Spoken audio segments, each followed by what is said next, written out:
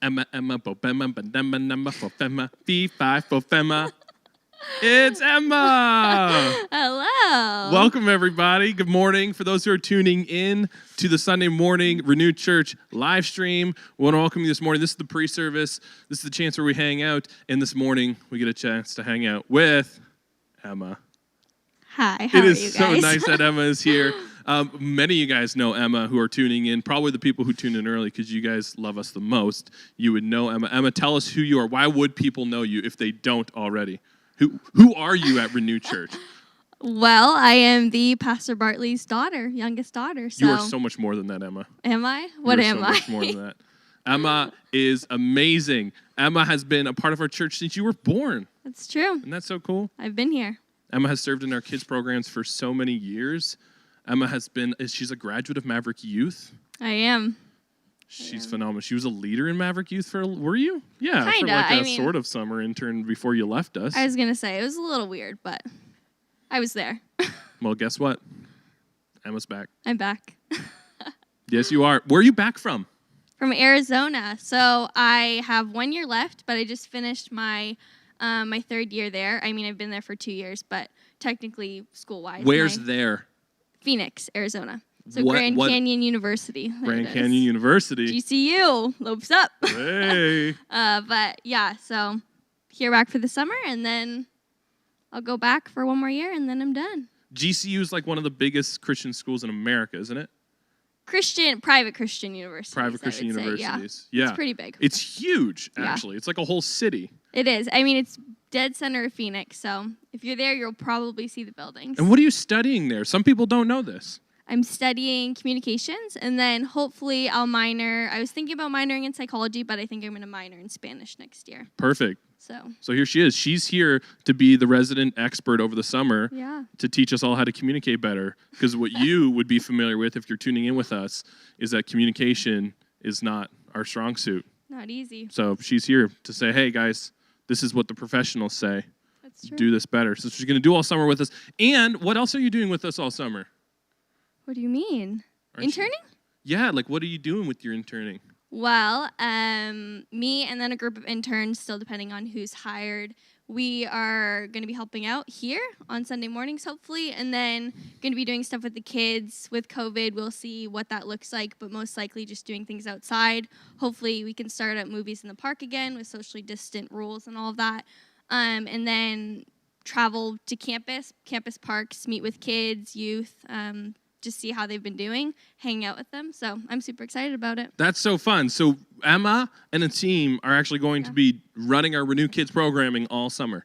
Yeah. And you guys are going to try to do as much as we can within the guidelines. You guys are going to try to be creative with how to connect with our kids, how to reach out to our kids, how to disciple our kids throughout the summer, as well as like build community with them, get them hanging out. You're saying at like parks and stuff like that?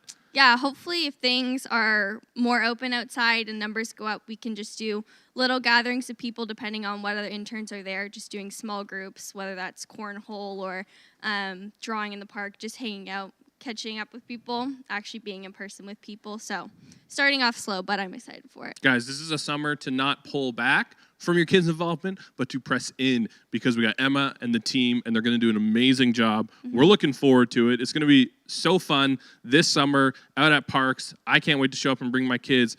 You know what? I got to tell you something, honestly. You were hanging out, and you got to hang out with Winona and Adelina yesterday, and the reality is, like, my kids don't even get to hang out with other kids, and I need a summer where my kids can hang out with other kids who, like, love the Lord, or at least their parents do.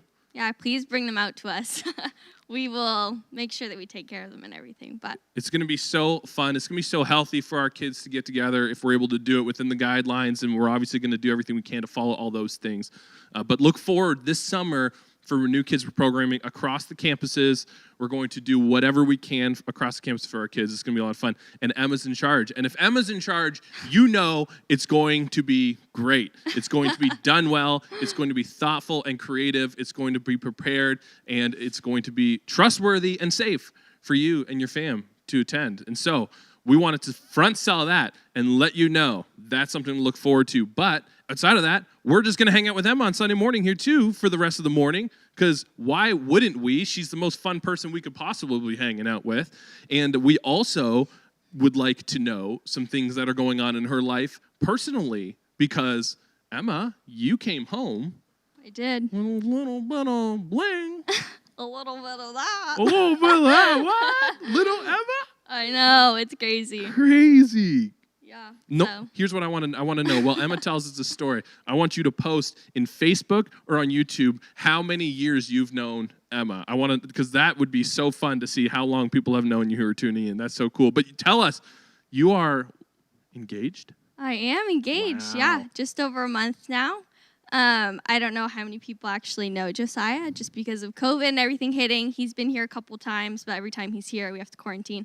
So, yeah, he did it. It was a little outside of his plans. My dad had called him and said, hey, if you could do this before you guys come home for a couple weeks, we'd love that. We'd love to celebrate her. So, in 2 days, Josiah planned it. He had gotten the ring, I think, 4 or 5 days before it happened, and brought me on a little sunrise hike kind of thing. I don't really know.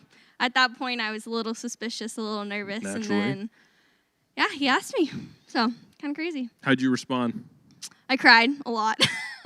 I didn't really say anything. We have a little video of it, but I was kind of just still. I looked a little shocked. And then, of course, I said yes. But I was brought by surprise for sure. I didn't think it was happening when it did. So. That's so sweet, man. We're excited for you. We're so proud of you for growing up and being this big girl.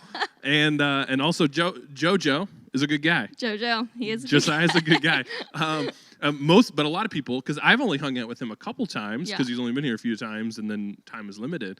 So I know him a little bit. Most people are like, I don't even know this guy. And if they're like me, which I think most of them are, they're like, Emma can't get married to someone I don't know because I basically half raised her. So why don't you let everybody here know Josiah's greatest attribute? Like what do you want us to know if you're like, okay, these people don't know this guy, but they need to trust him. What's the best thing about him? Why should we trust him? Why should you trust What's so him? great about Josiah? I mean, I would say one of the things, he's very patient with me. So I can be all over the place, and he's very, very still, so he doesn't waver back and forth, which is very good for me because I do. So I'd say that's been the best thing, just having someone who's constantly there for me, cares about me. Yeah. Patience is a virtue. And it's from Jesus. For real, no, that's good. I already like him even more, and I'm sure you guys can trust him more. Now, you got to be honest too, because it's important. It's important when you're getting married to somebody that you also can see, maybe some of the red flags and flaws and stuff like that. We got to know how we can help, support. So what would you say? I don't think he's watching right now. I don't think Josiah's watching right now. 3 hours ahead. So what would you say, like, the down low is like worst attribute? Are you allowed to say that? Am I allowed to ask that? Oh, no. I mean, I wouldn't say there's a worse attribute. I would say he's gained some of my dad's competitiveness, whether that was himself gaining that or playing games with us. So that's the one thing that gets me a little on edge is when he's super competitive, but I'm used to it with my dad. That's going to make some fiery family nights. Playing Splendor with the family is a little different when JoJo's I can around. imagine it's already been pretty fiery. Yeah, it definitely has. And you add the extended family into that mix, and I could imagine board game nights or something else, that's for sure. A lot of fun. Well, we're so excited for you. We're so proud of you. We love you. Some people here are saying like they've literally known you since you were born. Hilda Wood, my mother, says, I remember when you were born, and it makes her feel really old. My wife says she's known you for 7 years now. What? That's crazy. That is crazy. My wife's known you for 7 years. I've known Ashton for a long time. That's right. Man, that's so cool. Jen Kowalski says, congratulations, Emma. Thank you, Jen. Hey, Jen, by the way, this one's for you. It's for you, my girl. We'll talk about that later.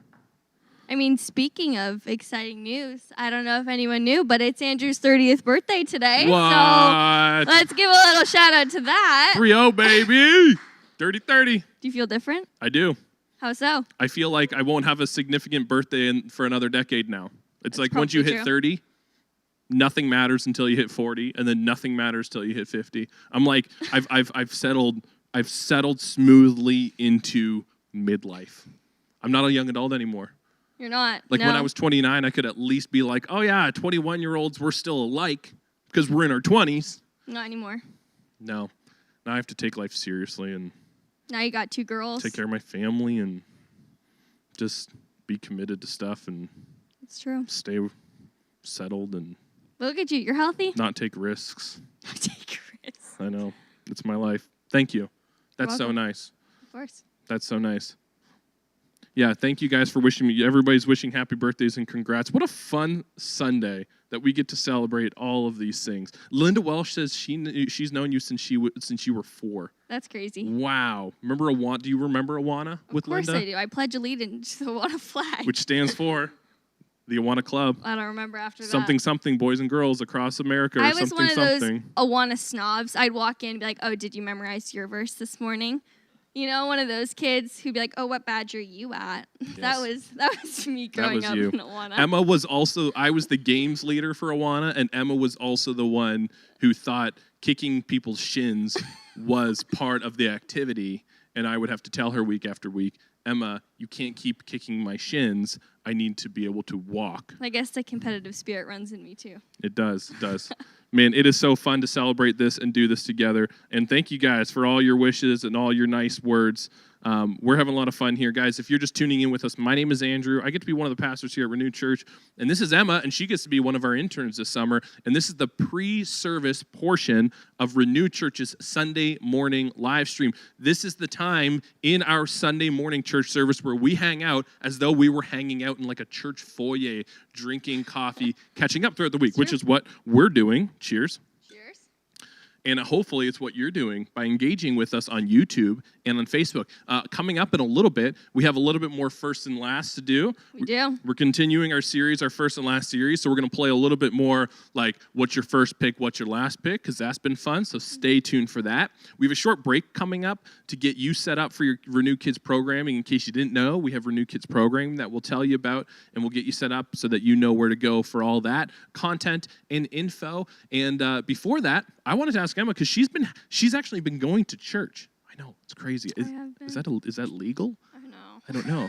But it is in some places in the world. And you have been going to church on a regular basis. What has that been like, going to physical church in the midst of COVID? Yeah, I mean, it's definitely different here than it's been in the States. I mean, at the beginning, I would say it was similar, but as things went on and the vaccine started rolling out in the States, things were open. So thankfully, I was still able to go to my home church in Phoenix and serve, and it was definitely different. The first 3 or 4 months, I would say, a church that could hold 1,000 people was about 50 people in the auditorium. That's Not crazy. many people came out, wearing masks, socially distant, and all that. And then there were probably 5 to 6 services every week just to get people in. And then serving in kids' church, I had maybe 1 to 2 kids in my class, just depending on what things looked like with the week. But before coming here, I would say I had a full class. I was teaching like 20 kids at a time, which is great that I was able to go. It was definitely different. I still watched Renew online and caught up here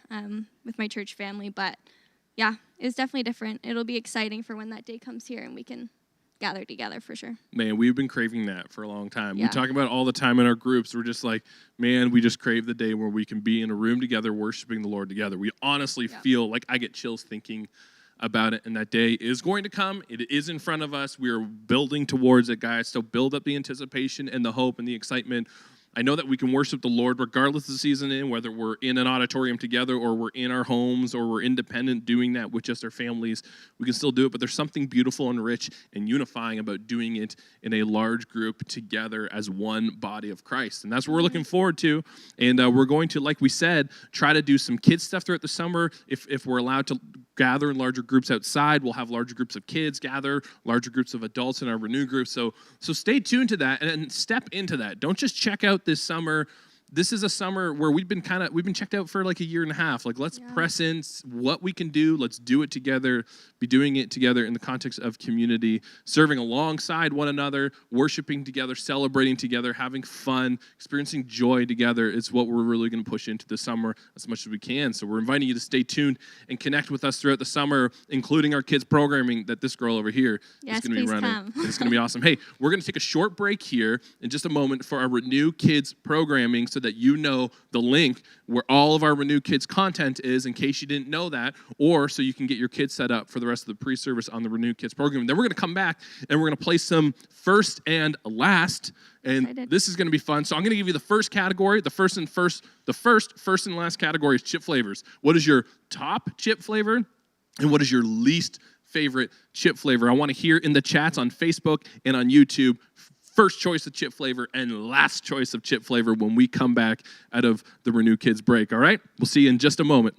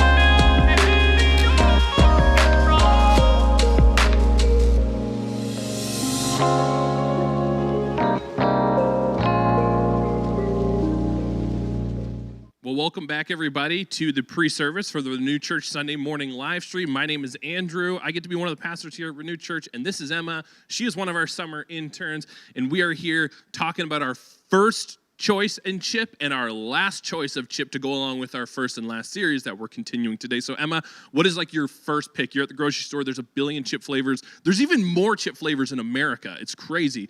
You're there. You're looking at the wall. What are you going to first? I think ketchup chips. I do. I think ketchup chips are the ones. What would you say? That's a bold pick.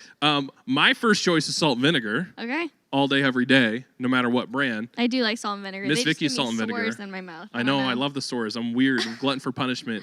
And my last choice is ketchup. Really? Yeah. Okay. Last choice is ketchup. I'm like, I could do without that the rest of my life. I think mine is sour cream, which is funny because Jen Bryant said her first is sour cream, and then her last is ketchup. And I think I'm opposite. You guys are opposite. I have here, Kelly McMillan says loves salt and vinegar and hates ketchup. Kelly, we would be best friends at a party. Actually, we'd be enemies because we'd be fighting over the salt and vinegar chips while the ketchup chips get left there. I feel like usually ketchup chips aren't even at a party. But yeah, nobody buys them. No one likes them. Yeah, so that's disappointing. And also, I love that how passionate she is. She didn't say first and last pick. She said love salt and vinegar and hate. Capitalized, hate ketchup chips. I love how passionate people get about this stuff. What else are people saying first and last picks? Denise says first are sweet potato, salt and pepper, and all dressed. So is that one chip flavor or is that 3 different chip flavors? I don't know, Denise. Last, anything spicy. Okay. Aaron Harris says top dill pickle, and then least he hasn't found one yet. So he just loves chips. Hey, if it's Aaron's birthday, you know what to get him. Zuriel says first flavor sour cream and onion. Okay, that's a decent pick. Last chip flavor salt and vinegar. I feel like that. See, that's. Chips divide people so much. They do. Like Ryan Duffy, all dressed first, last, salt and vinegar. It's like salt and vinegar is either people's first favorite or last favorite. Same with ketchup, huh? I know, it's not my favorite. Wow. That's okay. Vicky McCallum says first plain, last all others. I feel like that's like my dad too. He would say plain chips all the way. He would always pick that. Yeah. Yeah. What else we got here? This is fun. Aaron Harris updated last salt and vinegar. I think you're going down more than I am Yeah, here. I am. I know. People tend to like you. But you know what? We can party together. I'll eat all of your salt and vinegar chips. Notice Ryan Duffy saying, where are all the stinky feet Dorito fans, is what he said. Oh, wow. And yeah, true. Aren't those people, the people who always bring Doritos to parties but never eat Doritos? Yeah, I do. I know what you're talking about. It's like, why you bring Doritos? No one likes Doritos. Well, and there's so many flavors nowadays. Yeah. So you bring a weird barbecue Dorito, but no one eats barbecue Doritos. No, nobody eats. There's like the odd person who will eat, like Jacob Tyndale will eat a whole bag of sweet chili heat Doritos. Okay. Remember him in youth group? We'd buy one bag, he would hide it and eat the whole thing on his own. But then nobody else would eat any of the other Doritos. It's just not a pick. So that's interesting. Yeah.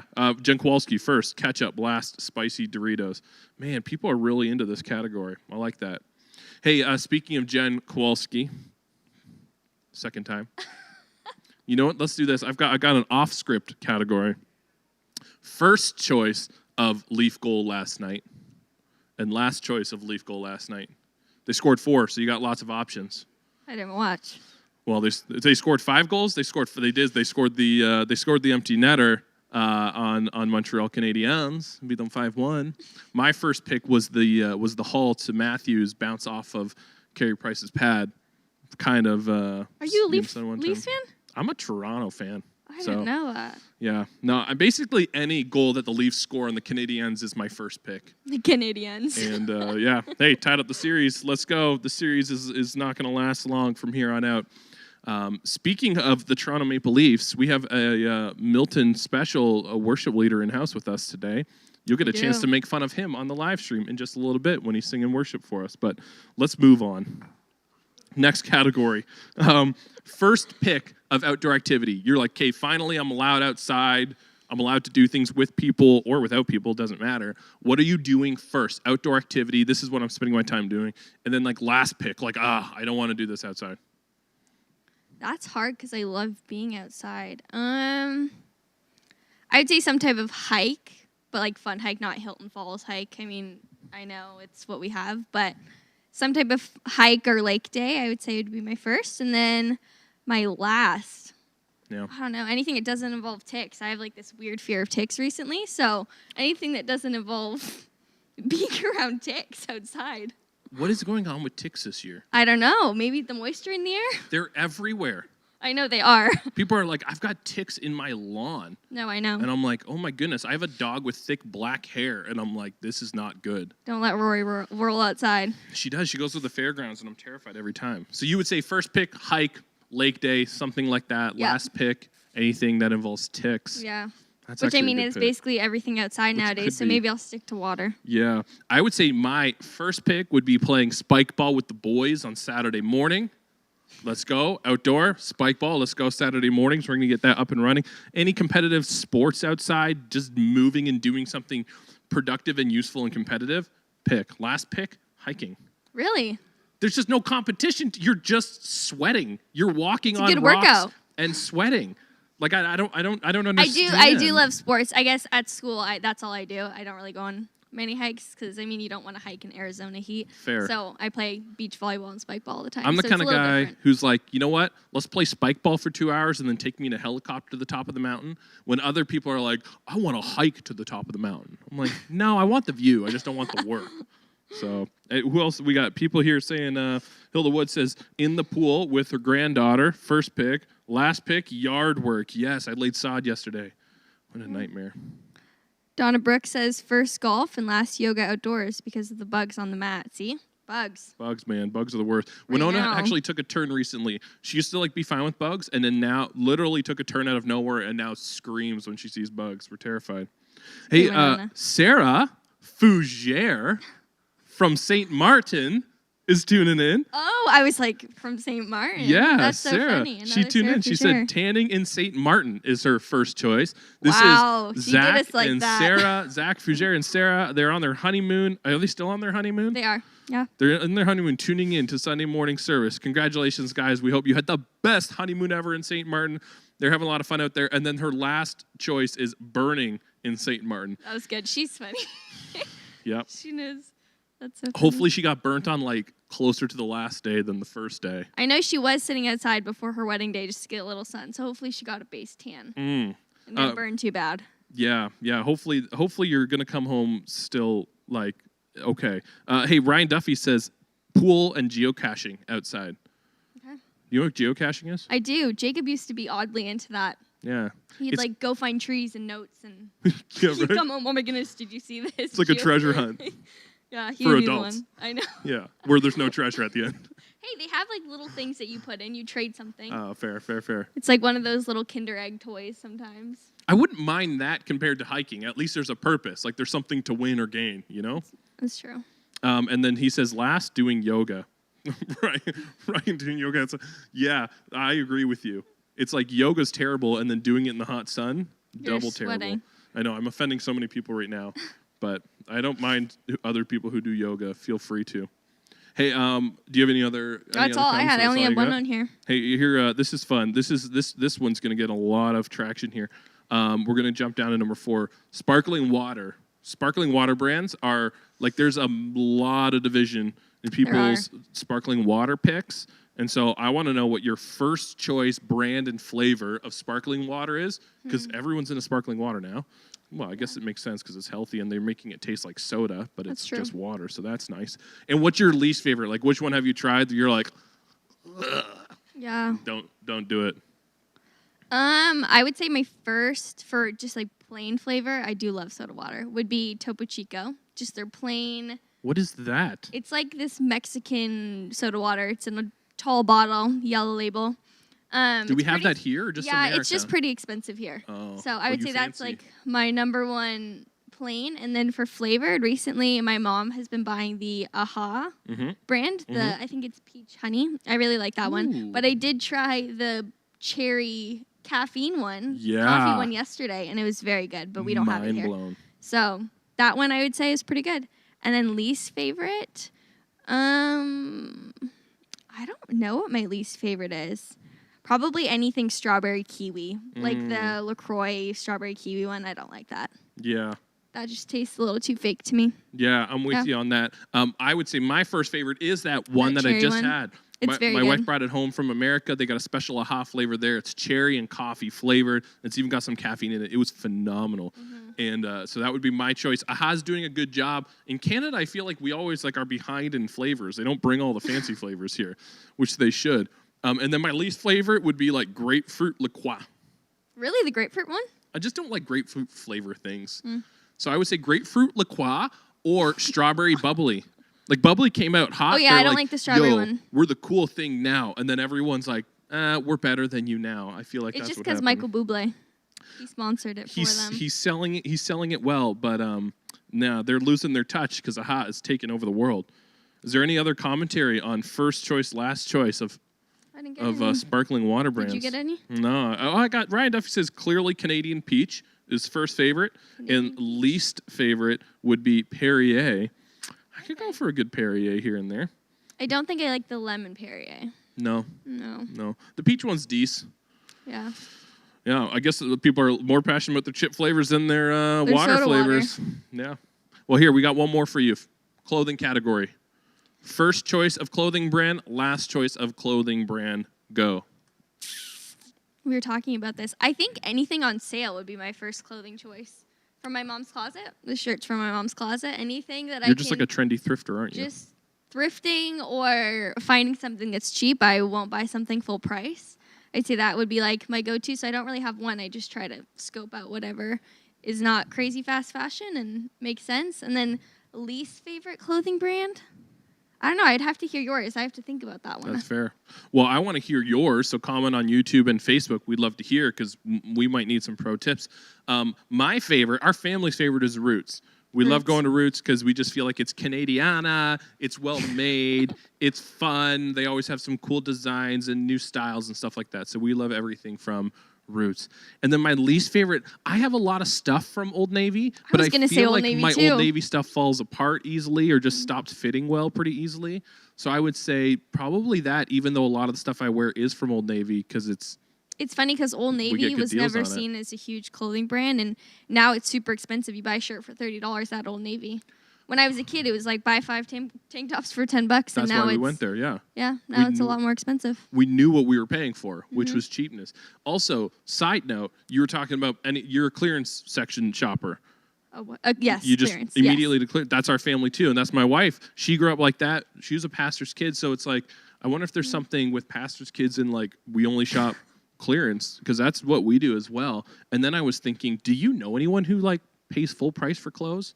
Oh yeah, I feel like that's the new trend now, is to just buy these big jackets and all this stuff, and you have to pay $150 if you want it. So Are there people rich enough in your world to pay full price for clothes? people want to think they are. I don't know, man. I would love It to depends be what one you pick day. and choose. You can buy a $150 jacket and not a bunch of soda water, right?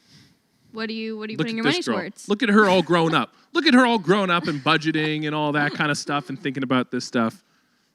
Good stuff. Brilliant do it. stuff. Hey, anybody else have some pro tips on clothing brands out there that'd be great for the summer, or like ones you're saying, hey, stay far away from? We'd love to hear it. Send us the messages in the chat. In the meantime, I do want to tell you we are continuing our series today, First and Last. We are in the last days portion of our First Days, Last Days series. Pastor Bartley's got a great message for us this morning. We have a great worship team in-house today, worshiping with us, leading us in worship live, and so we're looking forward to that. Pastor Wade's going to give us some updates in just a few moments about stuff that's going on in the life of our church, in ways that you can be connected and things that you can kind of be paying attention for or looking out for coming up in the future. It's going to be a great Sunday to worship together, to celebrate together, and we're just glad that you're joining us. We're glad that you're continuing to join us, continuing to be a part of our church and part of our community. We think it's worthwhile to continue to do that, and like we said, one day we will get to be in person again, and we look forward to that with hopeful anticipation. In the meantime, we'll continue worshiping the Lord in all the ways that we possibly can by doing the stuff that we're doing. I got a couple things here. People said first and last. Sarah says Zach's first pick is North Face. Of course, Yeah. Zach Fougere. Guy just hikes for a living. And his last choice is Joe Fresh. Joe Fresh. I kind of like Joe Fresh, Zach. Ooh, that's a shot right there. Your mother commented, she says Value Village all the way. Oh yeah. Your mother raised you well. Your mother raised you well. Hey, guys, thank you guys for joining us for the pre-service for the Renew Church Sunday morning live stream. This was Emma. She's a summer intern with our Renew Kids program in this year. Look out for her. You're going to see a lot of her. She's going to do some great stuff this summer. My name is Andrew. I'm one of the pastors here. I want to thank you guys for joining us this morning for a pre-service. Stay tuned. We're going to take a short break here, and then we are going to kick off our Sunday morning worship service together as a church in just a few minutes here. We'll see you in a minute.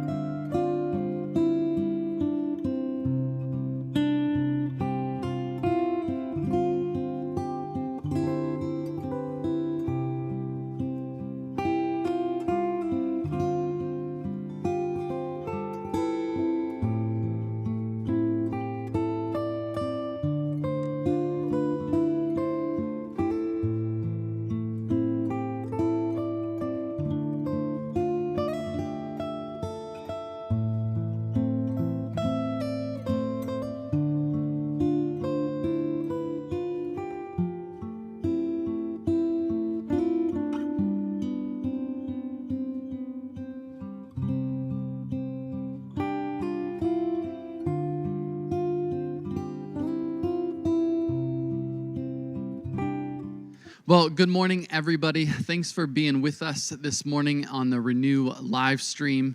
Hope you guys are tuning in and you're inviting people to watch along with you as we continue our kind of double series together where we had the first days for 4 weeks and now we're entering into the last days. And Pastor Bartley's picking up in our series this week for our last days. So hopefully you're inviting people to watch along with you for that. We just have a few announcements to get through before we jump into some worship this morning. The first thing is we have our women's study that started May 15th at 10 a.m. So that's going on Saturday mornings. We did take a break this past week because of the long weekend, but we're jumping right back into that this coming Saturday. That series is The Good Gospel on Right Now Media. It's running for 6 weeks and it's led by Sandra McDonald, Hilda Wood, and Denise Gervais. Hey, if you haven't been connected to that yet and you're a woman, we'd love to get you connected into that series. So just email us at info at or mail at renewchurch.ca, and we would love to get you connected to that series. The next thing is we have our youth program that's still continuing on, and this week we have a message about vulnerability, and it's actually leading us into a new series that's going to be a split series between boys and girls. So that we're going to have the girl leaders lead the girls and the boy leaders lead the boys, and it's going to be about temptation, and it's called Get Out of My Mind. So be looking forward to that, and hopefully your teens are plugged in to that. Hey, we just want to thank you guys for praying for Steve Wolf. He's had a crazy past couple days with multiple surgeries, but thankfully God is kind of led him through that. He's still in the ICU. He's at Credit Valley now, and he's going to be there for multiple weeks. So if you guys could keep praying for Steve and Rhoda and pray that God keeps leading them through this, pray for comfort and peace and strength. Thanks so much for being the church family and rallying around them in prayer, and let's keep that going. Hey, last, I just want to thank everyone who showed up to the prayer and info meeting for the church plant that my family and I are about to start in the Tampa Bay area. We have just a little bit more time left here with our church family. It's a little bittersweet. We love Renew, we love Canada, but we're excited about what God is calling us to do. Hey, if you missed the prayer and info meeting and you want more information about the church plant and what we are up to, you can go to our website, renewchurch.ca, and look for information there.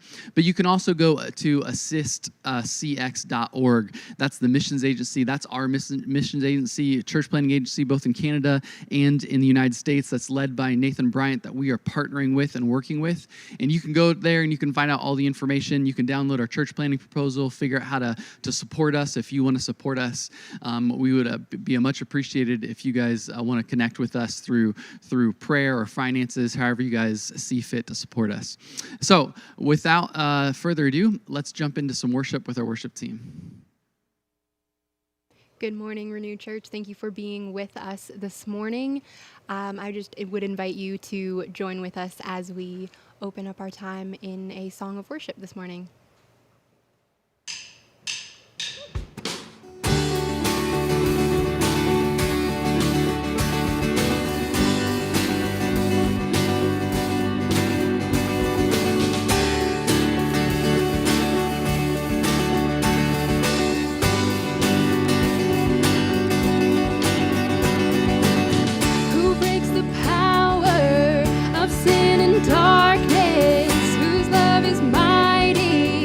So much stronger, the King of glory, the King above all kings, who shakes the whole earth with holy thunder and leaves us breathless in awe and wonder, the King of glory, the King above all kings. This is amazing grace. This is unfailing love, that you would take my place, that you would bear my cross. You laid down your life, that I would be set free. Oh, Jesus, I sing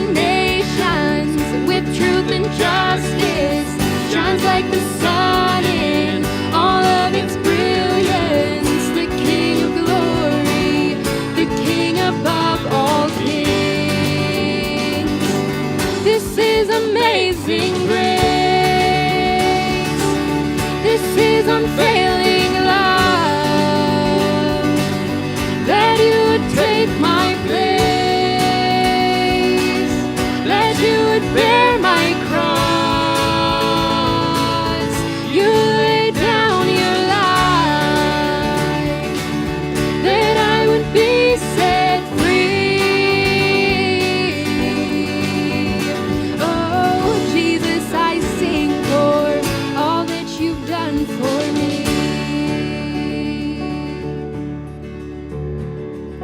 Worthy is the Lamb who was slain. Worthy is the King who conquered the grave. Worthy is the Lamb who was slain. Worthy is the King who conquered the grave. Worthy is the Lamb who was slain. Worthy is the King who conquered the grave. Worthy is the Lamb who was slain. Worthy, worthy, worthy. Oh, this is amazing grace. This is unfailing love, that you would take my place, that you would bear my cross. You laid down your life, that I would be set free. Oh, Jesus, I sing for all that you've done for me.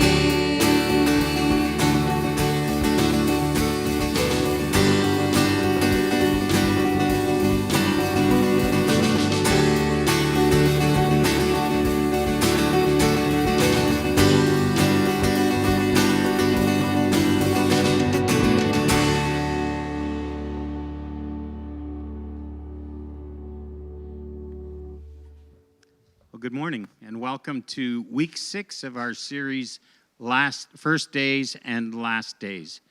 This morning's scripture reading is the entire chapter of Matthew 24. And I've got some help this morning because it's a long reading. So Emma and I will be reading to you. Please follow along with us. It's called the Olivet Discourse, and Jesus is with his apostles, and he is talking about the future. So let's pick up at Matthew 24. Jesus left the temple and was walking away when his disciples came up to him to call his attention to its buildings. "Do you see all these things?" he asked. "Truly, I tell you, not one stone here will be left on another. Every one will be thrown down." As Jesus was sitting on the Mount of Olives, the disciples came to him privately. "Tell us," they said, "when will this happen? And what will be the sign of our coming and the end of the age?" Jesus answered, "Watch out that no one deceives you, for many will come in my name, claiming, 'I am the Messiah,' and will deceive many. You will hear of wars and rumors of wars, but see to it that you are not alarmed. Such things must happen, but the end is still to come. Nation will rise against nation, and kingdom against kingdom. There will be famines and earthquakes in various places. All these are the beginning of birth pains. Then you will be handed over to be persecuted and put to death, and you will be hated by all nations because of me. At that time, many will turn away from the faith and will betray and hate each other. And many false prophets will appear and deceive many people. Because of the increase of wickedness, the love of most will grow cold. But the one who stands firm to the end will be saved. And this gospel of the kingdom will be preached in the whole world as a testimony to all nations. And then the end will come. So when you see standing in the holy place the abomination that causes desolation, spoken of through the prophet Daniel, let the reader understand. Then let those who are in Judea flee to the mountains. Let no one on the housetop go down to take anything out of the house. Let no one in the field go back to get their cloak. How dreadful it will be in those days for pregnant women and nursing mothers. Pray that your flight will not take place in winter or on the Sabbath, for then there will be great distress, unequaled from the beginning of the world until now, and never to be equaled again. If those days had not been cut short, no one would survive, but for the sake of the elect, those days will be shortened. At that time, if anyone says to you, 'Look, here is the Messiah,' or 'There he is,' do not believe it. For false messiahs and false prophets will appear and perform great signs and wonders to deceive, if possible, even the elect. See, I have told you ahead of time. So if anyone tells you, 'There he is out in the wilderness,' do not go out, or 'Here he is in the inner rooms,' do not believe it. For as lightning that comes from the east is visible even in the west, so will be the coming of the Son of Man. Wherever there is a carcass, there the vultures will gather. Immediately after the distress of those days, the sun will be darkened, and the moon will not give its light. The stars will fall from the sky, and the heavenly bodies will be shaken.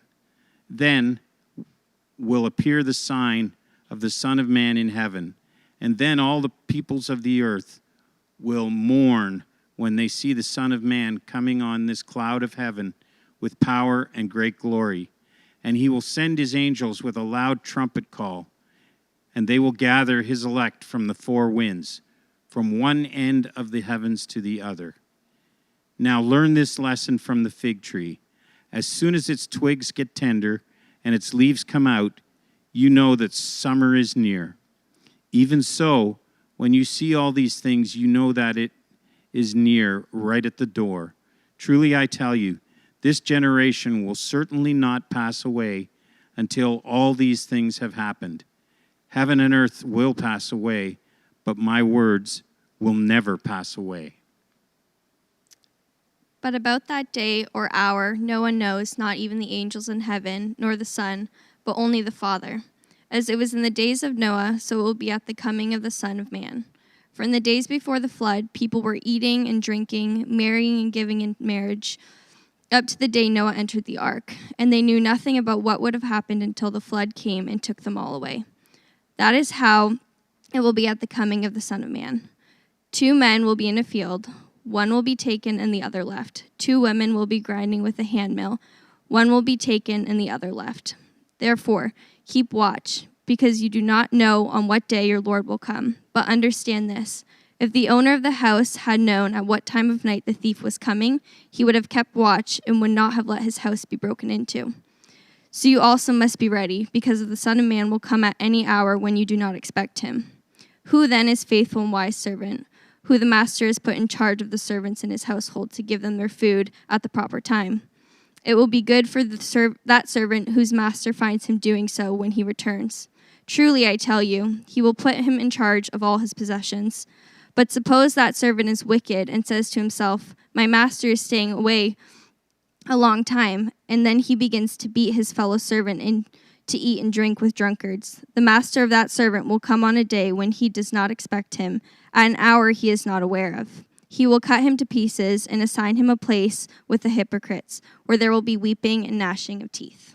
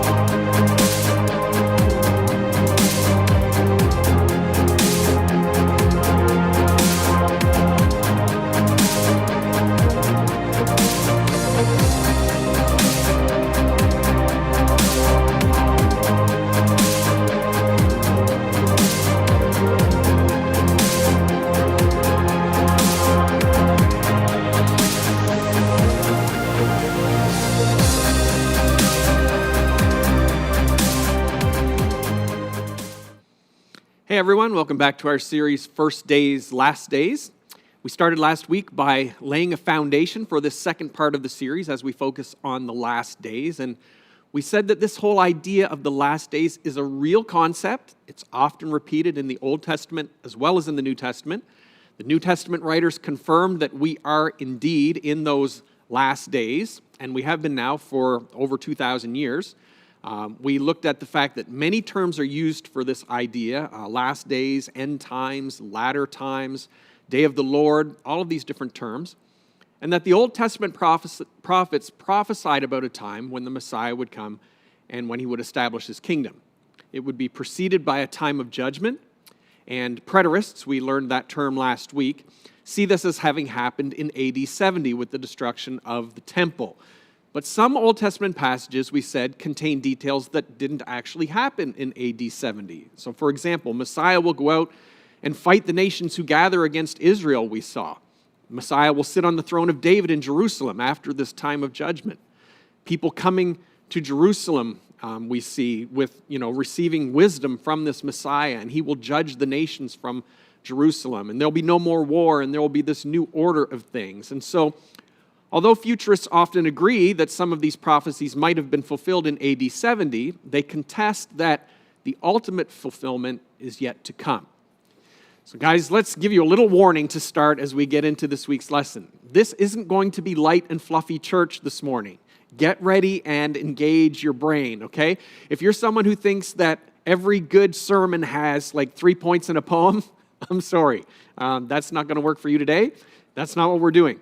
And I think that sometimes we just have to teach heavier concepts that we see in the Bible and trust that you are going to see how they will deepen your faith later on. And so sometimes you just got to hang in there. So this morning I'm just telling you in advance, today's lesson is going to be really good for you, but it may not taste the best as you're ingesting it.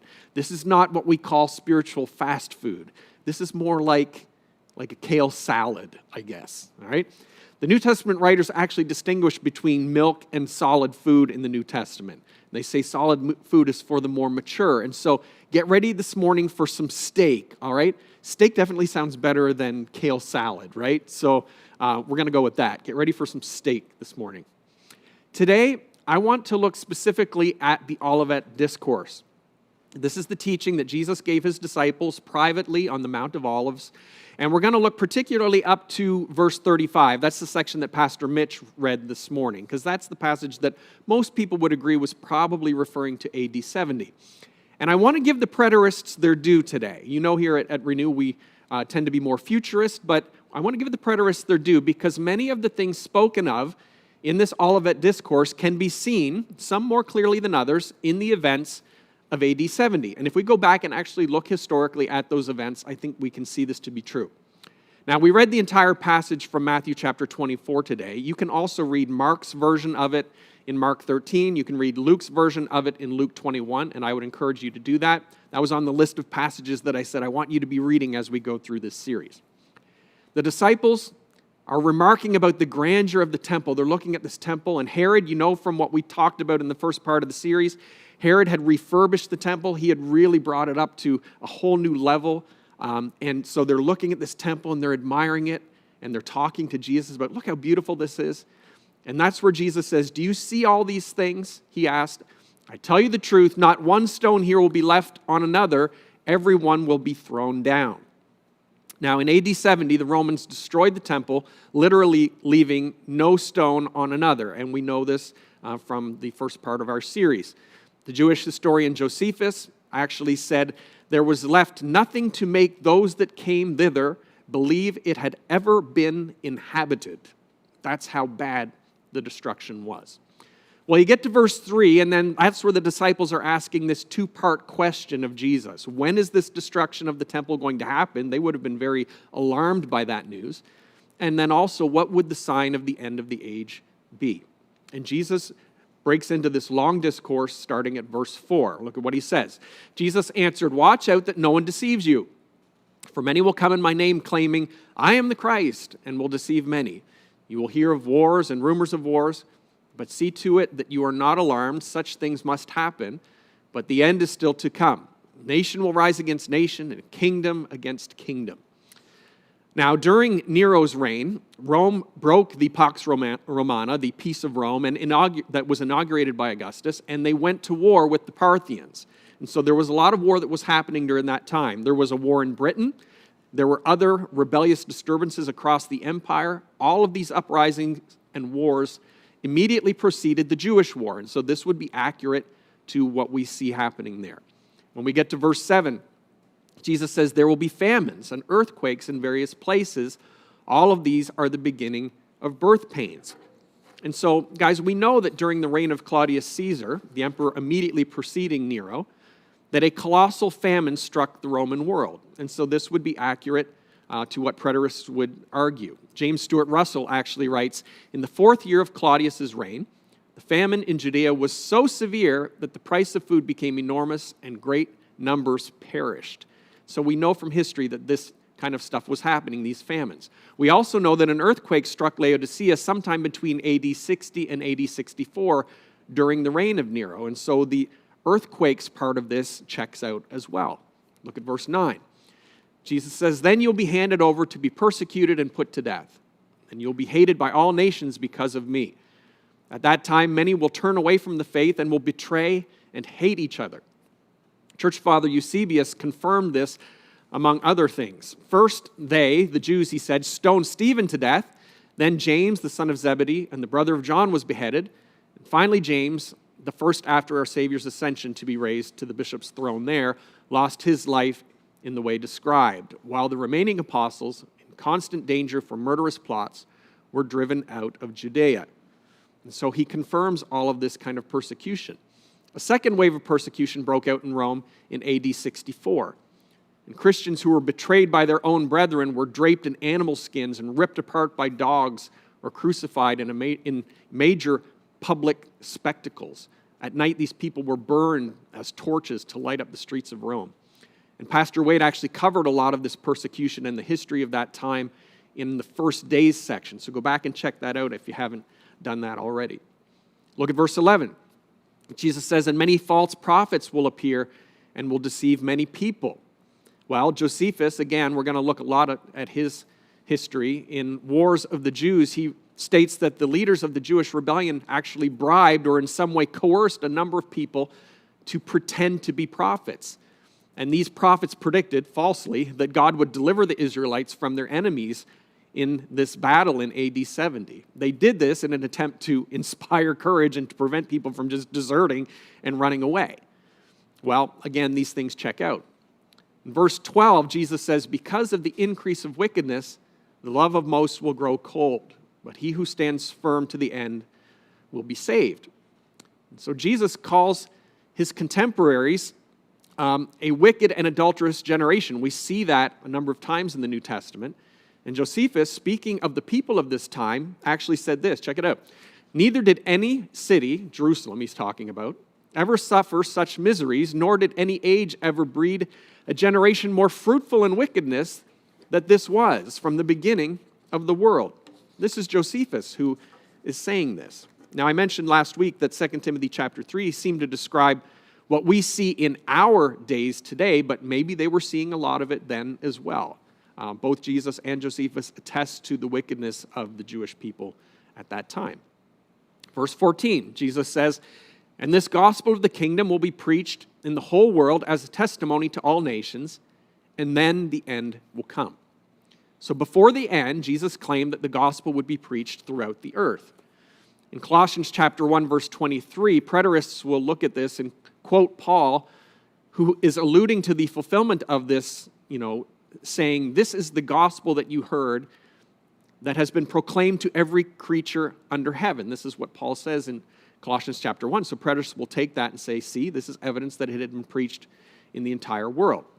So preterists see Jesus as referring to the known world at that time, while futurists would see it referring to the entire world that we see today in the modern world. These are both legitimate interpretations and perspectives of these passages. So it's very interesting. You get to verse 15. Jesus says, so when you see standing in the holy place the abomination that causes desolation, spoken of through the prophet Daniel, let the reader understand, then let those who are in Judea flee to the mountains. Let no one on the roof of his house go down to take anything out of his house. Let no one in the field go back to get his cloak. Now, in 168 BC, Antiochus Epiphanes and his Greek army erected an idol of Zeus in the temple of Jerusalem and actually sacrificed a pig in that sacred space. And this blasphemy is called the abomination that causes desolation. It's referred to in Daniel chapter 9, Daniel chapter 11, verse 31. And in AD 70, the Roman soldiers marched with ensigns and we think probably did something similar. These ensigns, here's a couple pictures of them. One is what we call the aquila, which actually means eagle. They would march with these big staffs that had this eagle on it in gold. And then they also had this imago, or numina leginum, which is a three-dimensional image of Caesar. It kind of looked like a coin, and they would have these on staffs as well. But both of these were essentially idols that represented either their gods or their rulers that they treated as gods. And under Titus, they likely desecrated the temple just as Antiochus did in 168 BC. In fact, Josephus confirms that the Romans brought their ensigns to the temple and that they offered sacrifices in worship to them in his book, The Wars, 661. So you can actually check that out for yourself. What Josephus doesn't tell us in that account is that the Romans likely sacrificed a pig at that time as part of what is known as a suovetorilia, which is the sacrifice of a pig, a sheep, or sometimes a bull that was made to the deity Mars, which was done to bless and to purify the land. But either way, this abomination that causes desolation is very easy to defend in the preterist position. It very likely happened in the same way that it happened under Antiochus Epiphanes in 168. Then in verse 19, Jesus says, "How dreadful it will be in those days for pregnant women and for nursing mothers." Well, do we see this in that time? Well, again, in Wars of the Jews, Josephus included an eyewitness account of the tale of a woman who killed and ate the son that she had been nursing because she was unable to provide for both herself and her child in the heart of the siege. This is horrific stuff, guys. And as we study this material really so clinically today, we need to remember that these horrific historical events, they really happen. These things really happen. Mothers really ate their own children. Guys, there's a lesson here as we're going through all of this information. I want to have a couple lessons that you can take away with you today. And here's one. When God's judgment is unleashed in a day of the Lord, like we're seeing here, he is no longer acting in grace and mercy. And today in the church age, we count so much on God's grace. We call it the age of grace, and we count on his mercy. But in these days, he's going to be acting in judgment, and it is going to be a terrible, terrible time. And that's what we see in this day of the Lord in AD 70 when he came in judgment against his nation, Israel. So Jesus was spot on when he said how dreadful it will be in those days for pregnant women and nursing mothers. Again, this checks out with the AD 70 scenario. In verses 20 and 21, he says, "Pray that your flight will not take place in winter or on the Sabbath, for then there will be great distress, unequaled from the beginning of the world until now, and never to be equaled again." In fulfillment of verse 21 there, again, Josephus, a Jew, but likely unaware of Jesus' prophetic words, he writes concerning the fall of Jerusalem. Check this out. He says, "Neither did any other city ever suffer such miseries from the beginning of the world." Now, preterists sometimes fail to address Jesus' final statement here, where he says, "and never to be equaled again." And some will chalk that up to hyperbole. They will, futurists would say that this is evidence that this passage refers more to a future time of trouble. But some preterists have noted this passage refers to Jews, and the Jewish war that we see here was the worst that Israel ever faced, and that's a legitimate point that they would make. Might be true. But Jesus actually used the term great distress here, and even if you can't include non-Jewish events since that time, like World Wars I and II, for example, there was this Jewish event called the Holocaust that futurists will point to and say, well, we should probably take that into consideration. But if you're focusing on the Jewish war, legitimate point, maybe that was the focus as Jesus was making those statements. Verse 22, Jesus says, "If those days had not been cut short, no one would survive. But for the sake of the elect, those days will be shortened." And so if the great distress here refers to the Jewish war itself, then this distress could be said to have been cut short for a time. At Florus's arrival with the Roman army in Iyar, that's the 8th month of AD 66. Historians have pointed out that when he arrived, It kind of looks like what Jesus is saying here. After being met outside of Jerusalem, Florus gave orders to his soldiers to plunder the upper marketplace of Jerusalem and to kill everyone that he encountered there. But Florus wasn't successful in entering the temple, and he soon departed after this slaughter. So maybe this was the cutting short of the war, and maybe even this would have been a sign to Christians to get out of there. Some have suggested that it could have been.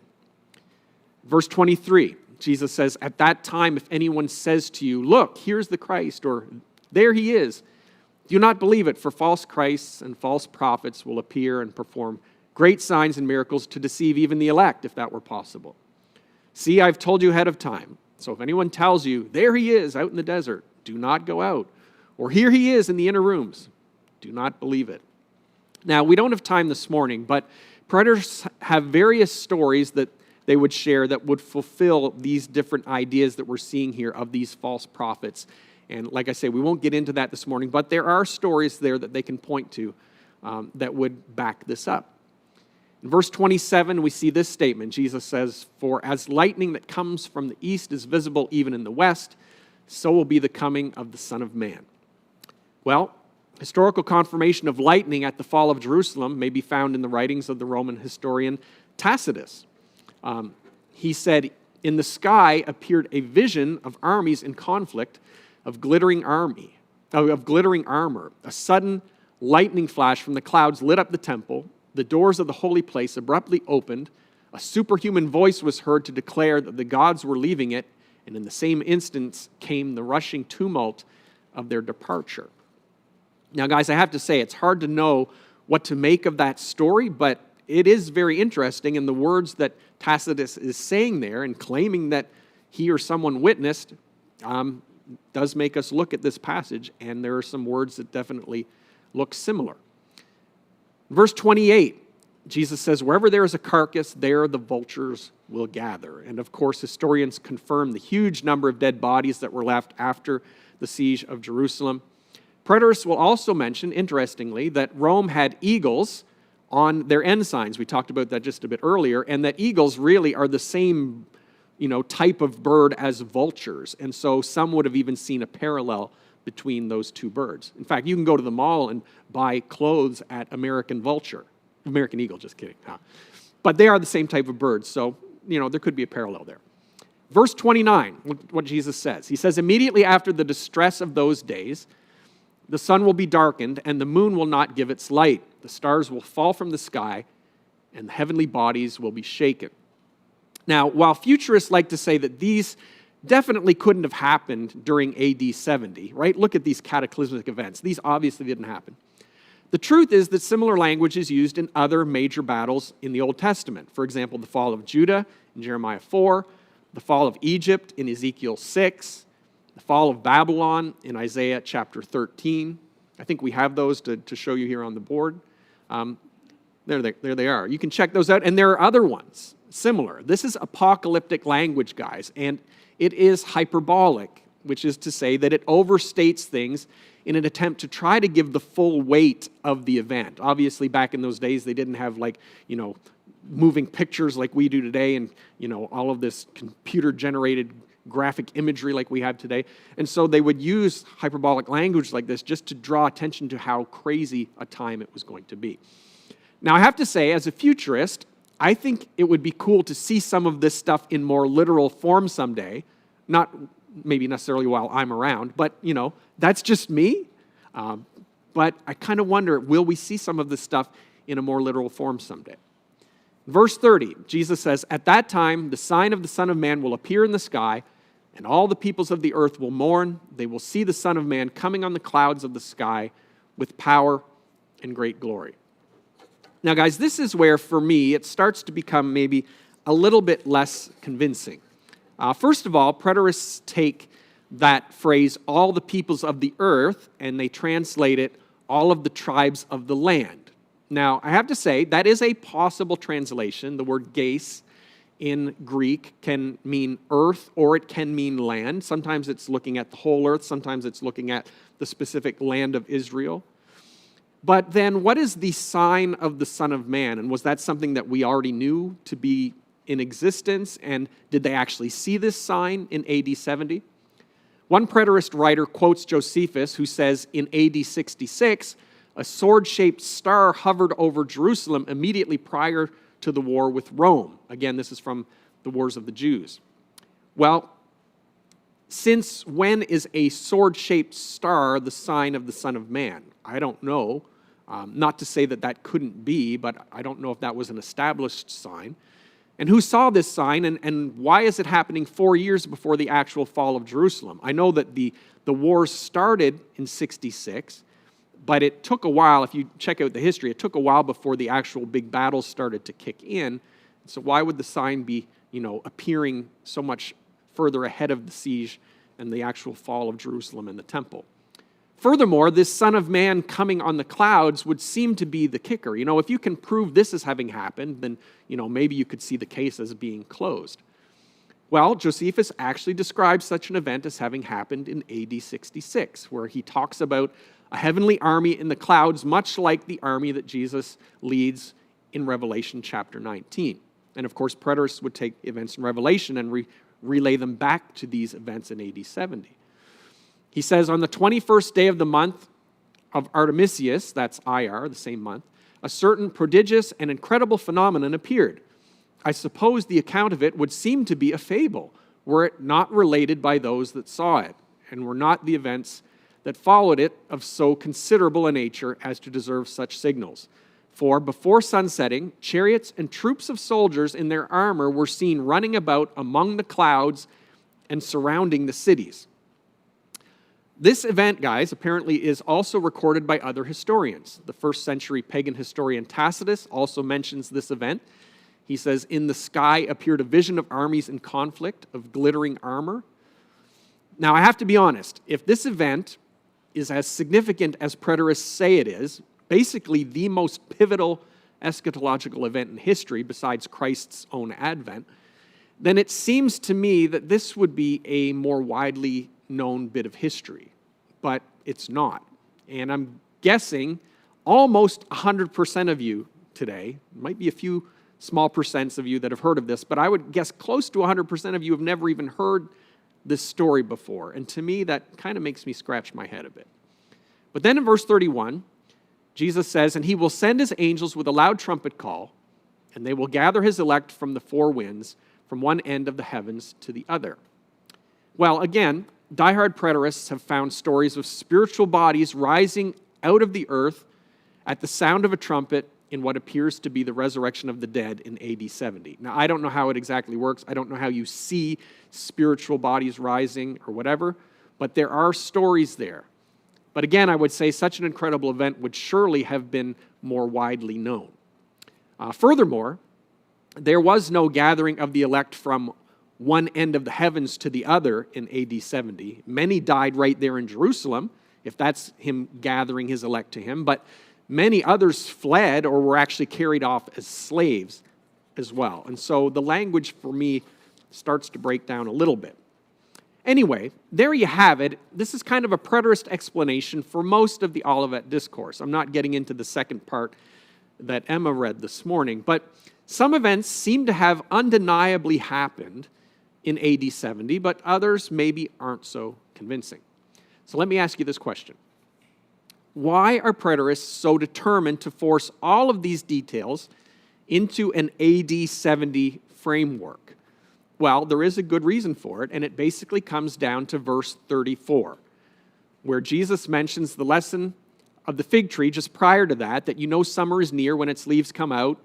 And then he says in verse 34, look at this, I tell you the truth, this generation will certainly not pass away until all these things have happened.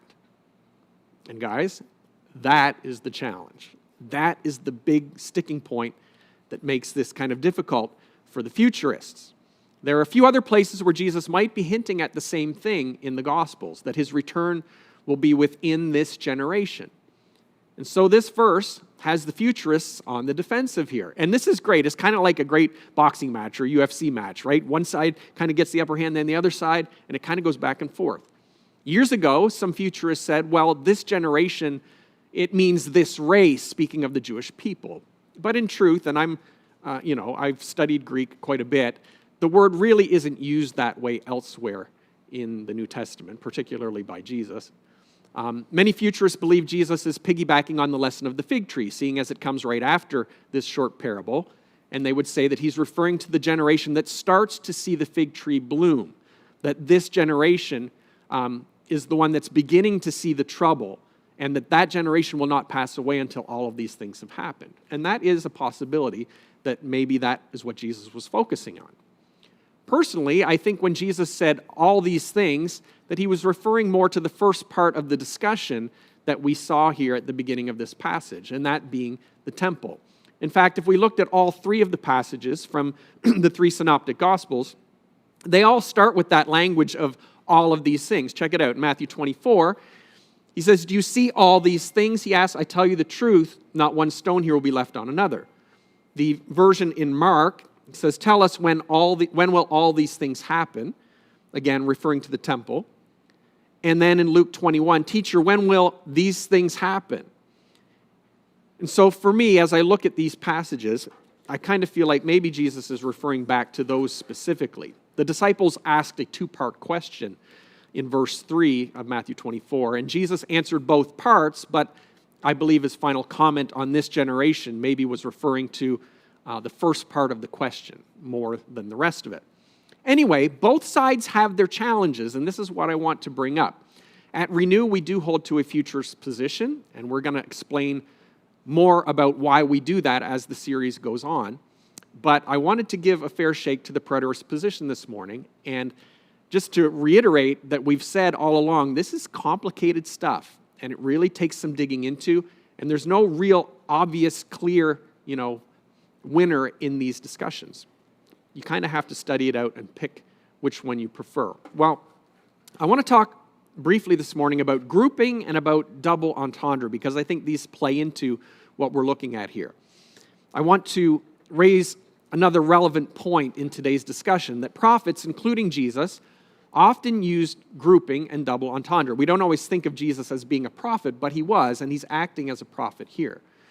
The prophets might not have even realized that they were using these devices. Their natural perspective was always on what was happening in their day. That was the most natural thing to be looking at. But let's talk about grouping, for example. Just like in Zechariah chapter 14 that we looked at last week, the first two verses there talk about the nations gathering to fight Jerusalem on the day of the Lord, which would look a lot like AD 70, right? But then from verse 3 onward, the verses talk about the Lord going out and fighting against those nations, and him shaking the earth and setting up his kingdom.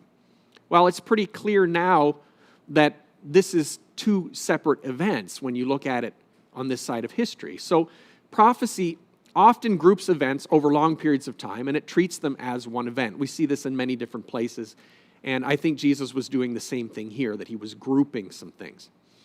Prophets often use double entendre as well. This is the second device that I want to mention. For example, the abomination that causes desolation. We saw that mentioned this morning. That was first mentioned by Daniel back in Daniel chapter 9 and Daniel chapter 11. And it came to fulfillment under Antiochus Epiphanes in 168 BC.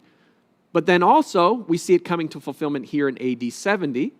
And futurists believe that it's going to happen again. And we see references to that in 2 Thessalonians chapter 2 and Revelation chapter 13, where, the Antichrist is going to be present. So it's important to get a feel for how prophecy works, and this whole idea of double entendre. It may very well be in play here in passages like Matthew chapter 24. Well, what is at stake as we get closer to the end of this message? What is at stake in all of this? Really, everything in the futurist preterist debate hinges on the Olivet Discourse, and especially that term that we looked at, this generation. It really impacts how we view Revelation, passages in the epistles, even going back and looking at those Old Testament prophecies. If the last days in all of these passages only refers to AD 70, then it has a huge impact on how Christians have been reading the New Testament for centuries and how we continue to read it today. So you have to take that into consideration. Full preterists are basically claiming that all prophecy has been accomplished already, virtually all of it. And that would have a huge impact on our expectations for the future, on the hopefulness that we have, on the things that we expect to still come to pass. But even partial preterists kind of suggest, if they're following this AD 70 thing and looking at it as being the fulfillment, they're really suggesting that the last days is a term for the Jews, really, and not for the Gentiles. After all of the Old Testament passages, if they were envisioning AD 70, they're really having a Jewish focus and not one for the Gentiles. But when you look at New Testament books that are written to the Gentiles, they continue to refer to the last days. We see that term still in 1st and 2nd Thessalonians, in 1 Corinthians. Peter also uses that terminology. And it seems reasonable to expect in this church age that we sometimes call the time of the Gentiles, Jesus used that term, that God would give us, the Gentiles, the church, signs to look forward to as well in the future. And so this is one of the pushbacks that futurists will give to preterists. It's all very interesting. What are some key differences as we're getting close to wrapping up? What are some key differences between these two groups? Well, both preterists and futurists see the kingdom as already having begun in some sense, but preterists believe that we are already in the millennial kingdom, this 1,000-year reign. They would spiritualize it and say, well, we're already in this period. Futurists believe that Christ has initiated this kingdom, but that a literal 1,000-year reign of Christ on earth is yet to come. And that's something that futurists look forward to. Preterists, on one hand, see an end of God's plans for the Jews. It kind of gets swallowed up in the plans that he has for the church and of the Gentiles. But futurists generally see God fulfilling all of his promises to Israel in the future. And so that's a significant difference. And even as we look at things that are going on with Israel today in the news, this is stuff that gets our attention. Preterists on one side see the epistles as referring to AD 70, still being in the future at that point, and as Revelation as referring to AD 70 in the past. Now, this obviously takes away most of the prophetic nature of the book of Revelation, and futurists would have an issue with that. Futurists would also say it ignores that Revelation chapter 1, verse 1 says, the revelation of Jesus Christ, which God gave him to show his servants what must soon take place. In other words, that it's future-looking, and it even says that in the very first verse. While futurists see the epistles and most of Revelation as referring to the future when it talks about the end times and latter-day events.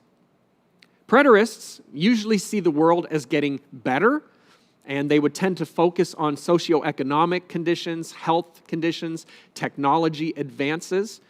They spiritualize the kingdom, and they see God's people as hastening God's return by bringing the world under God's kingdom values. And so they would see their purpose on earth as being, people into, a right relationship with God and the kingdom. And that's not contradictory to what futurists feel.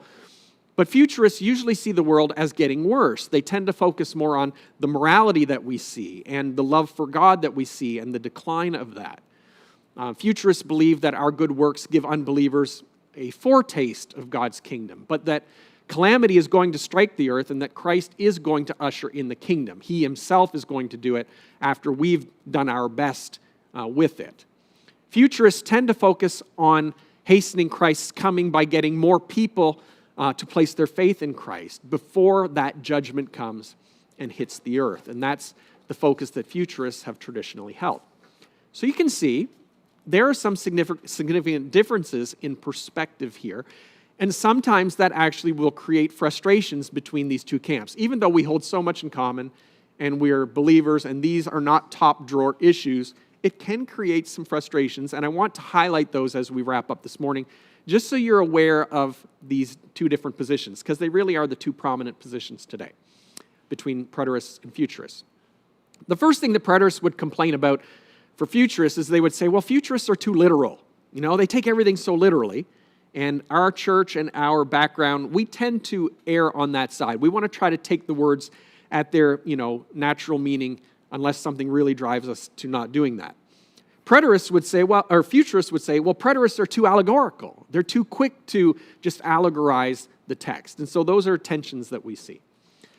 Secondly, preterists would say that futurists, they're too dramatic. They love seeing this cataclysmic stuff, especially their description of the rapture. A lot of them have a real issue with the rapture. They don't necessarily see that as taking place.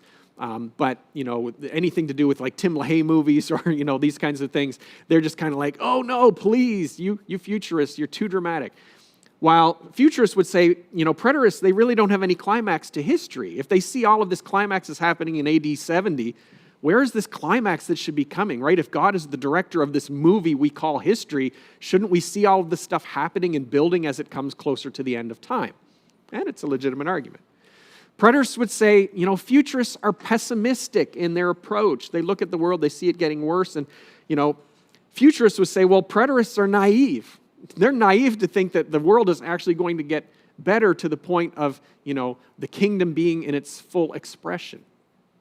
Well, preterists would say futurists have more of an abandonment mentality, especially when they believe in the rapture, that they just want to get out of here. They just want to see the world kind of be destroyed, and they just going to get out of here. But futurists would argue back that preterists, maybe they're too humanistic, thinking that they're going to usher in the kingdom and that they're really just aligning with, the humanism and the secularism that maybe we see in the world today. That's something that sometimes gets tossed around. And then finally here, preterists would say that futurists are too focused on making decisions, right? Just getting people to, become followers of Jesus so that when this destruction happens, that they can, escape it. And futurists would say that preterists can tend toward a social gospel, as opposed to getting people to make clear decisions to follow Jesus, that they're just more focused on, making the world a better place, and that can sometimes become the focus of Christians. And so, guys, these are really serious frustrations on either side. They're things that need to be considered, and it really helps you see the importance of this conversation. Now, some people will say, because it is a very in-depth discussion, they'll say, well, if we can't be sure, why bother with all of this study? Is that you this morning? Be honest. Is that what you said? I would reply back, well, then why did God give it to us? Right? He could have given it to us more clearly, we know that, or he could have just not given it to us at all, but he gave it to us in the form that we have it, and I think he wants us to dig into it, that there's something valuable to gain from it. Let me leave you with this thought. Remember this, the nature of prophecy isn't to allow you to figure everything out in advance, but rather to recognize something when it arrives. And this is a principle in prophecy. And guys, we have good reason to believe that there are some signs that we should be aware of. We may not get it all right, but it might help us to recognize important signs and events when they come along. I think that would have been true for the Jews in AD 70, and as a futurist, I believe that there are other signs that we should be watching for today. Let me end with a real kind of practical application to all of this, because some of you are having a hard time making connections to where we live today. And I want to be a little vulnerable here.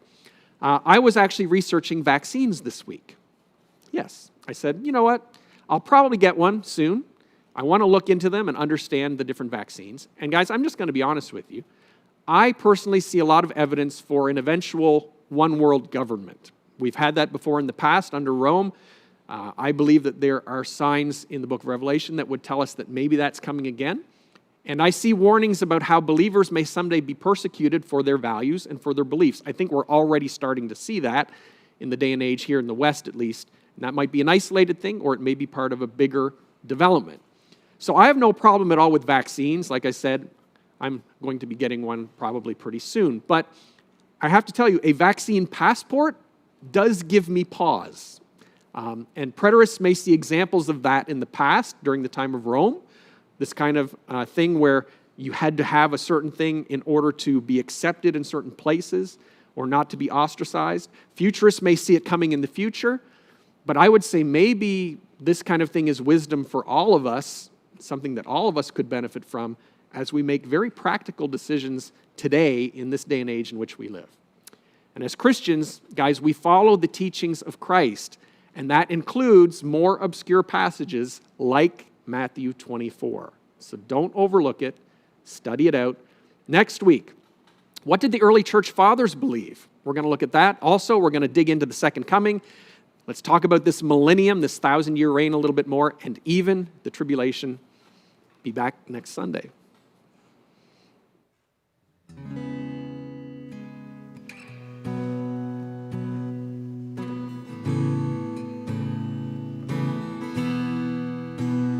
Oh, how high would I climb mountains if the mountains were where you hide? And oh, how far I'd scale the valleys if you graced the other side. And oh, how long have I chased rivers from lowly seas to where they rise, against a rush of grace descending from the source of its supply. 'Cause in the highlands and the heartache, you're neither more or less inclined. Oh, I would search and stop at nothing. You're just not that hard to find. Oh, I will praise you on the mountain. I will praise you when the mountain's in my way. You're the summit where my feet are. I will praise you in the valleys all the same. No less God within the shadows, no less faithful when the night leads me astray. 'Cause you're the heaven where my heart is. In the highlands and the heartache all the same. Oh, oh, and oh, how far beneath your glory does your kindness extend the path, from where your feet rest on the sunrise to where you sweep the sinner's past. And oh, how fast would you come running if just to shadow me through the night and trace my steps through all my failure and walk me out the other side. For who could dare ascend that mountain, that valley hill called Calvary, but for the one I call Good Shepherd, who like a lamb was slain for me. Oh, I will praise you on the mountain. I will praise you when the mountain's in my way. You're the summit where my feet are. I will praise you in the valleys all the same. No less God within the shadows, no less faithful when the night keeps me astray. You're the heaven where my heart is. In the highlands and the heartache all the same. Oh, oh, sing it out. Wherever I walk through, wherever I am, your name can move mountains. Wherever I stand, if ever I walk through the shadow of death, I'll sing through the shadows my song of ascent. Whatever I walk through, wherever I am, your name can move mountains. Wherever I stand, if ever I walk through the valley of death, I'll sing through the shadows my song of ascent, my song of ascent. Whoa, whoa, my song of ascent. Whoa, whoa. And from the gravest of all valleys come the pastures we call grace, a mighty river flowing upwards from a deep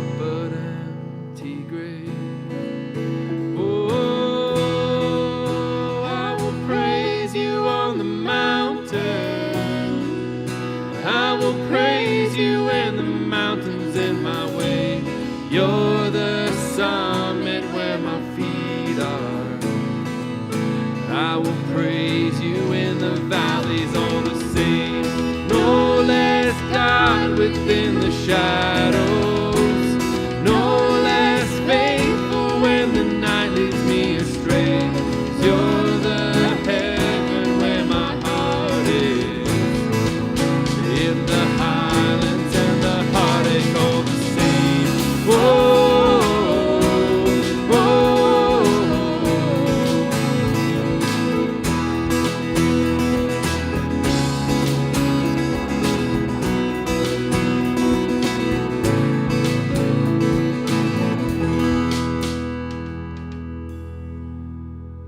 And God, we thank you for who you are, and we thank you that no matter what season of life we're in, no matter what the world looks like, what our personal situations and circumstances look like, that you are the same, and that we can rely on you, and we can rely on your truth, and we know that you are constant yesterday, today, and forever, no matter what happens, God. And I just pray that that will be a reminder to us as we continue on in this service, worshiping and praising you, and as we go on into our weeks as well, God. You are good.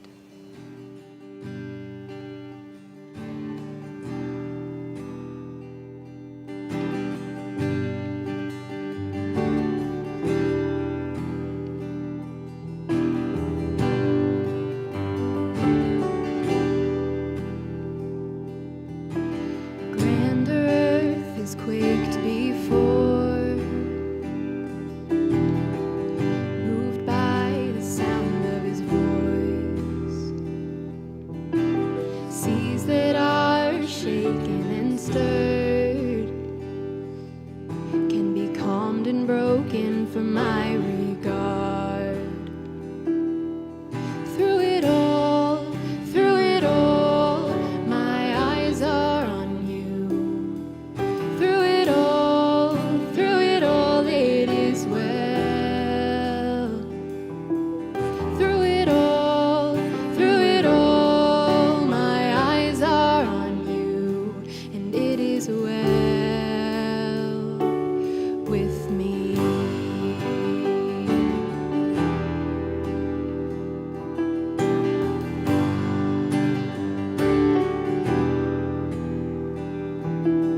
Far be it from me to not believe,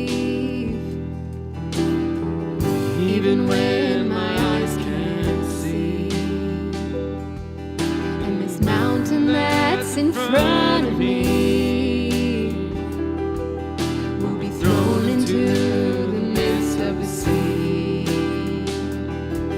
Through it all, my eyes are on you. Through it all, it is well. Through it all, my eyes are on you, and it is well.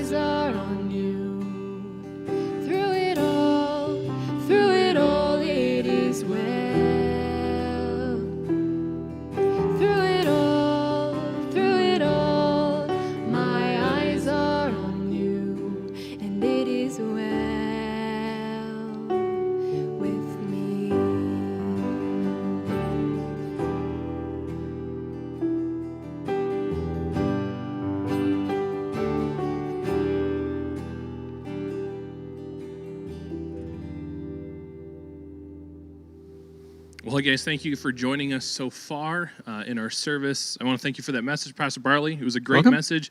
That was one of the most balanced perspectives on things. There's two views that are sometimes very contentious and also contradictory to one another. Quite obviously, like, did this happen or did it happen? Right.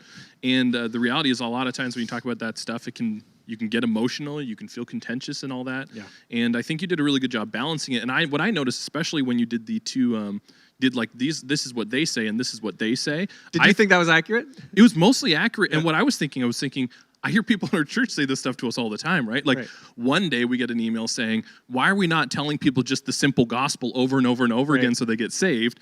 And then, like, that afternoon we get an email saying, guys, why are we not doing more social good work in the community, like, all the time? And the answer to that, at least when we get those emails, is always yes. Yeah. Like the reality is, regardless of which side you would stand on or what you think about it, even though they are contradictory in a lot of ways, the whole point of the series is our role is the same, regardless of what you think. What happened and what is to come, regardless, our role is very similar. We're still called to live exactly like Jesus. Like, how do we live? Yeah, and you can also see that good, God-loving, Bible-believing people can read the same thing and look at it and see a different perspective. So I wanted to at least, even though, we have a perspective that we more, lean to in our church, that we be fair about the perspectives that are out there and talk about it, and be fair about the things that, they're kind of scoring points on, the ones we score points on, and the ones that we just kind of wrestle back and forth over, because there's a lot. Yeah. And it's a lot of study, I got to tell you. I could imagine. Man, it's a lot of hours that go into. I know. Because there's so much information, and even like the stories that I'm sharing, it's more, what am I leaving out? There's so many other things that people bring to the table and say, well, this should be considered. So what we really want people to get is, look, regardless, we believe as Christians we're called to live like Jesus. Jesus was very clear about how we're called to live. The New Testament's very clear about how we're supposed to live day to day, what our lives should look like. That's following the ways of Jesus. That's living moral lives in accordance with Jesus's ethics. That is sharing the love of Jesus with people, as well as serving them in their practical needs. That is committing to community and reading the Bible and praying together and growing spiritually. Like, regardless of what you think about these things, we are called to that. We have our day, and today is our day. Every generation has its day, and that day, really, we're called to the same thing. And that's what we believe here at Renewed Church is that we're called to live the same way that Christians were back then, and Christians will be in the future. And it's because that's what Jesus calls us to live. And regardless of how he works all those things out and the details of that, we really believe that we're called to follow him today. And so, absolutely. That never changes. And it shouldn't change, regardless of the season you're in, regardless of the day and age that you live in, regardless of what's happening around you, necessarily in your community, in the country you live in. You're still called to live as models of Jesus Christ, period, right? That's it. Yeah. Sure. Guys, if you're just tuning in with us and you came on a Sunday where you're like, whoa, is you just that got what slammed. Yeah, exactly. Some Sundays are a little bit lighter than that. Some Sundays are less history than that. A lot of Sundays are more, we do talk all the time. This is what Jesus says we should do and how we should live and we should follow it. We talk about that all the time. And so if you're just joining with us and you just want to know more, you're curious about what you heard, or you're curious about other things that have been taught, or you're just curious about, like, what does it even mean to be a Christian? All that stuff you just said, great, but I don't even know what it means to be a Christian. Right. I'm just figuring that piece out. We would love to hear from you. We'd love to be able to walk that journey with you. We would love to be able to connect with you. And the best way to do that for you today is just go online, renewchurch.ca/connect, and then just fill out the Connect card. And we will get that information this week, and we'll respond to whatever the need is, or whatever the question is, or whatever the engagement you're needing. If you want to sit down and have a conversation with Bartley about this stuff, I'm sorry, I'm volunteering your time. Oh, that's fine. I would love to. Yeah, if you're so curious, you want to ask about it, you want to go further into it, great.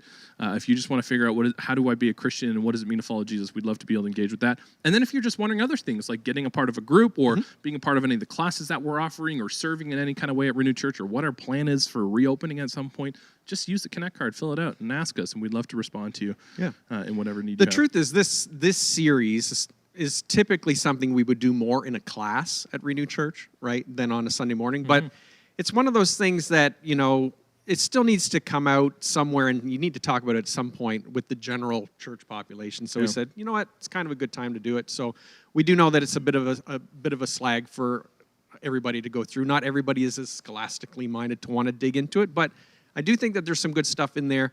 And I do think, too, sometimes we believe that, good sermons always have to be really full of application, and I use the example of 3 points in a poem kind of Yeah. thing, right? But sometimes I think there are times where you just kind of dig into it and then you let that sit and you see what that contributes to your overall growth. And I think that people will find that as they dig into it. Well, I think it communicates that we believe that people watching have a level of ability to actually think through these things Absolutely. deeply and research Yeah, them and you do. process them. We believe that about you, which is why we would teach at that level. And in the season we're in, a lot of people, like some people are like, why are you talking about this? You know how many people are asking us questions Right. about this I stuff know. based on COVID, right? It's a very, Exactly. very common topic that's coming up in groups. So we thought it's the right time to address it. But yeah, we want to thank you guys for engaging with us and thinking well and paying close attention and just being committed to our church and our body. And we look forward to doing this more and more together here in this space, but as well as outside of this space when we can in due time. So stay committed, keep attending your groups, stay connected to your community, keep serving one another, keep doing kind things for one another, keep thinking about other people that you can support and help, and tell about Jesus. And we're going to keep doing that together as a church. We're going to jump into one more song before we wrap things up for this morning. And so join our worship band in one more song here.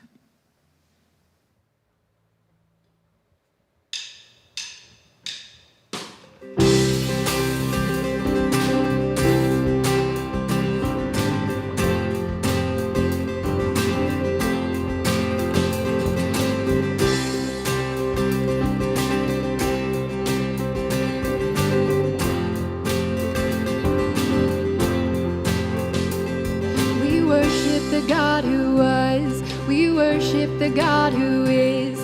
We worship the God who evermore will be. He opened the prison doors. He parted the raging seas. My God, He holds the victory. Yeah. There's joy in the house of the Lord. There's joy in the house of the Lord today. And we won't be quiet. We shout out your praise. There's joy in the house of the Lord. Our God is surely in this place. And we won't be quiet. We shout out your praise.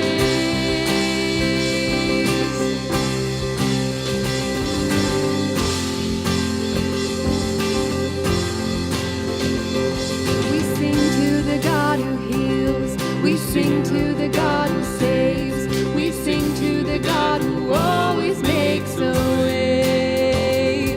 'Cause He hung up on that cross, then He rose up from that grave. My God, still rolling stones away. There's joy in the house of the Lord. There's joy in the house of the Lord today. And we won't be quiet. We shout out your praise. There's joy in the house of the Lord. Our God is surely in this place. And we won't be quiet. We shout out your praise. 'Cause we were the beggars, and now we're royalty. We were the prisoners, now we're running free. We are forgiven,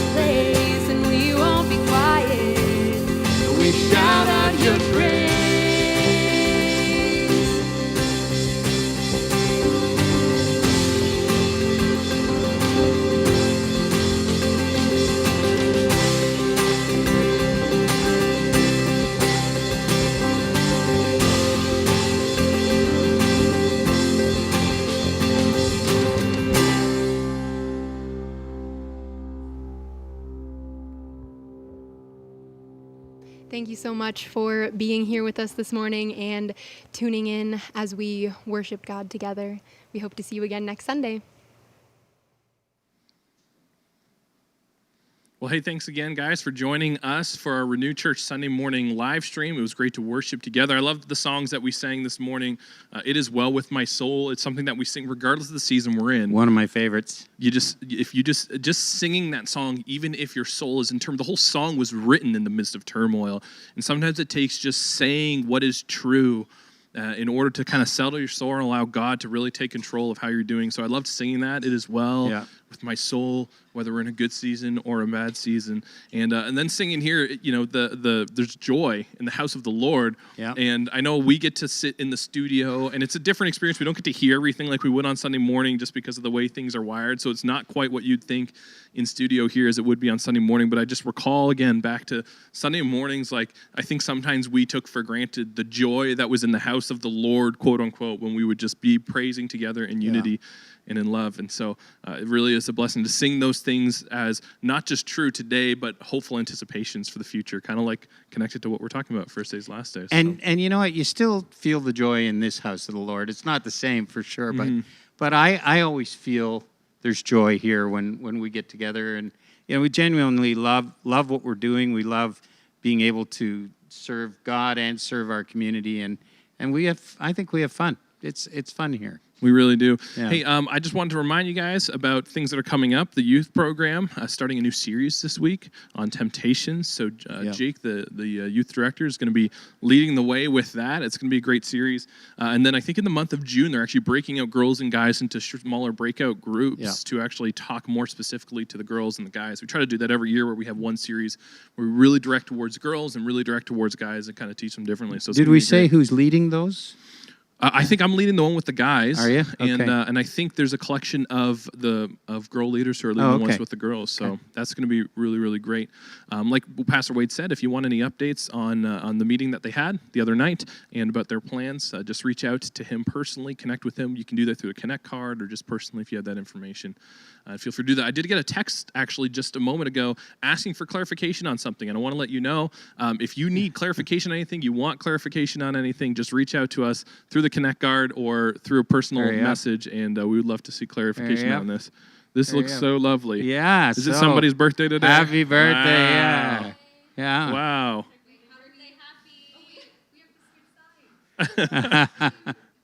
Oh, guys, we rehearsed this so much. Wow. Thank you. That is so Birthday nice. to you. Happy birthday to you. Happy birthday, dear Andrew.